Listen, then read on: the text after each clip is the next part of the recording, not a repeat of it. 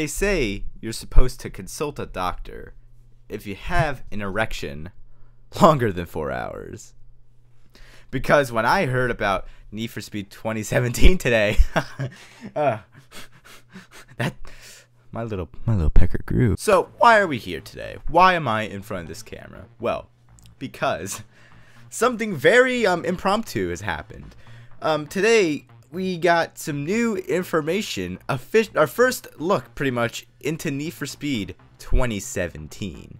Today pretty much they have an article called Need for Speed 2017 Paying It Back. Now before we go into that, basically you have a 350Z right there, heavily customized. Beside the fence, you have what look like canyon rocks behind you, and this gives me a very deserty feel. And it's daytime, at least it is in this picture, and it's near a very decrepit motel.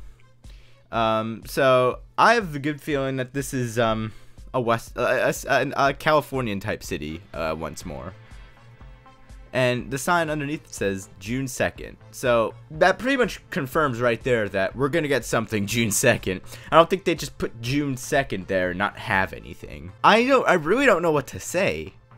It feels just like yesterday the teaser for 2015 came out. It feels just like yesterday that happened. And that was 2 years ago. Nearly 2 years ago. And we're already on Need for Speed 2017. It's mad to think of. The customizations, of course, coming back in a much bigger way. I'll leave a link to the article in the description. You've all probably read it now. If you haven't, then you're living under a rock? There's nothing more satisfying than getting into a cop chase and feeling the heat on your tail as you tear it up through the city. Cops in pursuit, racers up ahead, and then out of nowhere, BAM! They bring a rhino to a street race. You got this. Now this one kind of, it makes me think a bit. We're dialing up the action, allowing you to tear it up on the tarmac and dirt. Now, is this game going to be going into competition with Dirt 4? I doubt it, but we're probably going to get some off-roading. Judging by the picture we have here, like 350Z is already kind of off-road. It's kind of in the desert.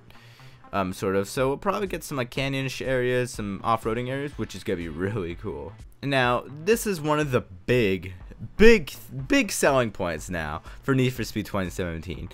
It's not always online anymore, thankfully. I almost said always offline there for a second. Now, the multiplayer seems to be split off from the single player, which is very good, because the single player is just like in single player, it's right there. You'll be able to pause the game. That should say enough. For the first time, like for the first time in 5 years, we're gonna be able to pause a Need for Speed game. Just imagine all of the possibilities that it being single player could add. Like there is a limit to. I'm pretty sure there's a limit to how many cops could chase you in Need for Speed 2015. Because they always online, they wanted to spare some cops so they could chase other players. But if you're in your own session, then you can have all the cops that you want. Same goes for like different like stuff on the roads and like in the beginnings and afters of races. Like, just imagine what you can do, like with the single player and multiplayer being split. Like that's gonna be great, and I'm just so excited for Need for Speed 2017. I bet you all are too, because you know we all like Need for Speed, hopefully. And I think I'm gonna end off there. Thank you guys so much for watching. If you want to see more Need for Speed content, be sure to click that the yellow subscribe button, and be sure to rate this video 5 stars. And I will see you guys in my next video. Have a good one.